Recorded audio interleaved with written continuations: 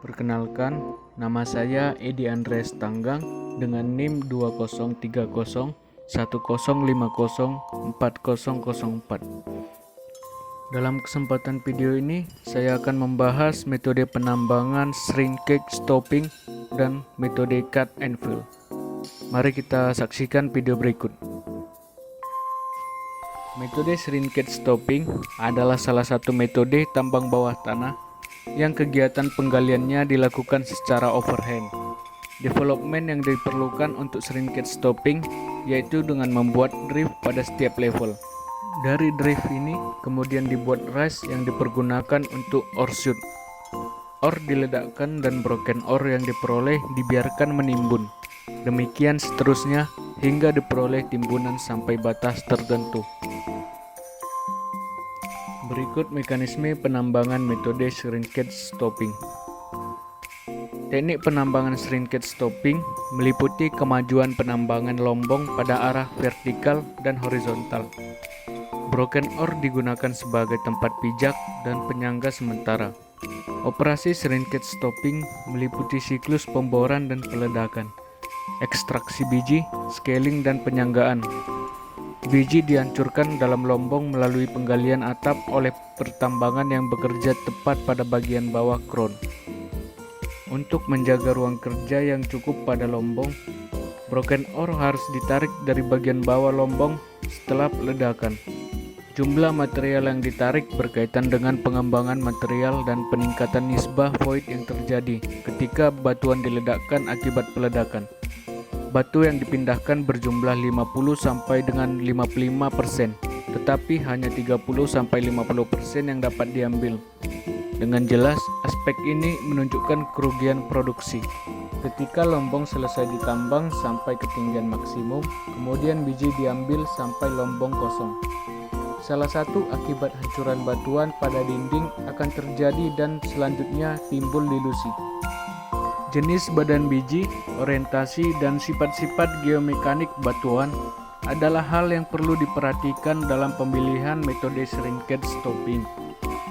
Hal lain yang juga penting adalah sifat fisik dan kimiawi biji. Badan biji harus benar-benar intens yang tidak mempunyai kecenderungan beroksidasi, hidrolisis, dilusi, atau perekatan material. Juga harus mempunyai ketahanan terhadap peremukan dan degradasi selama proses pengambilan biji. Sifat-sifat ini sangat penting agar dapat dipastikan bahwa biji cocok untuk diledakkan. Juga dibutuhkan mobilitas agar terjadi aliran bebas butiran selama dalam lombong. Degradasi sifat fisik dan kimia biji serta perekatan biji disebabkan oleh air tambang, misalnya akibat pengeboran yang mengalami perkolasi melewati masa batuan. Berikut pengaplikasian metode shrinkage stopping. Yang pertama, ideal untuk biji dengan kemiringan 50-90 derajat yang lebih besar dari sudut gelincir broken ore. Yang kedua, urat sempit sampai lebar. Yang ketiga, badan biji dengan bentuk teratur untuk menghindari loss dan dilusi. Yang keempat, ketebalan biji lebih besar dari 5 meter. Yang kelima, hanging wall dan footwall dinding cukup stabil sehingga tidak terjadi crashing dan spalling bila broken ore diambil. Yang keenam, untuk biji yang broken ore-nya tidak menggumpal bila ditumpuk dalam waktu lama di dalam stop. Yang ketujuh, biji harus kuat sehingga penyanggaan pada atap bisa seminimal mungkin. Yang ke-8, kadar sebaiknya seragam sehingga tidak memungkinkan sorting.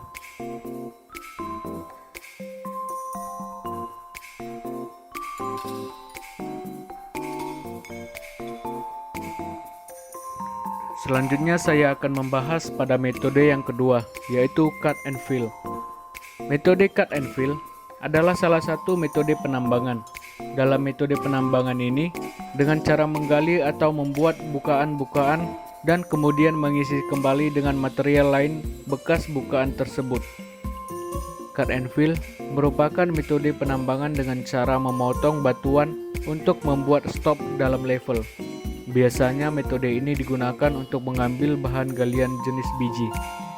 Prinsip kerja dari metode cut and fill yaitu di mana biji diambil dalam potongan yang sejajar dan setiap potongan yang telah diambil dilakukan pengisian dengan waste fill dalam stop sehingga menyisakan ketinggian ruang yang mencukupi untuk melakukan pemboran biji selanjutnya.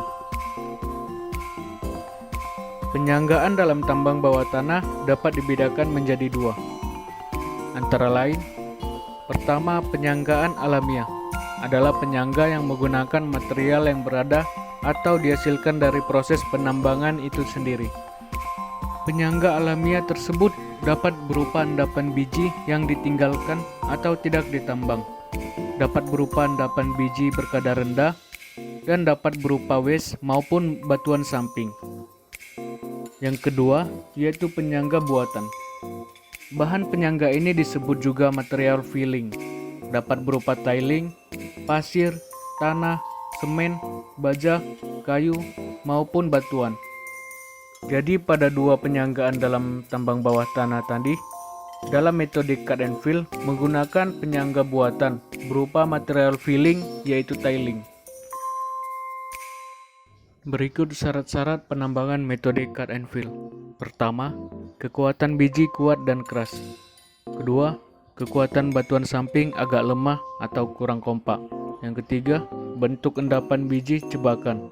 Keempat, kemiringan endapan 35-90 derajat untuk yang berbentuk vein. Kelima, kadar biji nilainya tinggi. Dan keenam, kedalamannya dapat berupa dangkal maupun dalam. Pada mekanisme penambangan metode cut and fill sebagai berikut. Pertama, dimulai dari pemboran untuk membuat lubang ledak. Setelah itu dilakukan peledakan untuk membongkar batuan.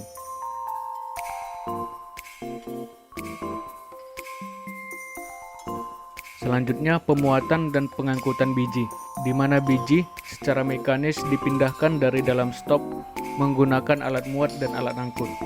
Selanjutnya, penyanggaan meliputi pemindahan loose material menggunakan scaler, kemudian dilakukan penyemprotan semen dengan tekanan tinggi menggunakan shotcreting untuk memperkuat dinding. Bila diperlukan dapat menggunakan rock bolting sebagai penguat lorong. Yang terakhir, dilakukan pengisian kembali atau backfilling stop yang telah kosong dengan material filling. Demikian penjelasan singkat mengenai metode shrinkage stopping dan metode cut and filling. Mohon maaf apabila ada kekurangan ataupun kesalahan. Atas perhatiannya saya ucapkan terima kasih.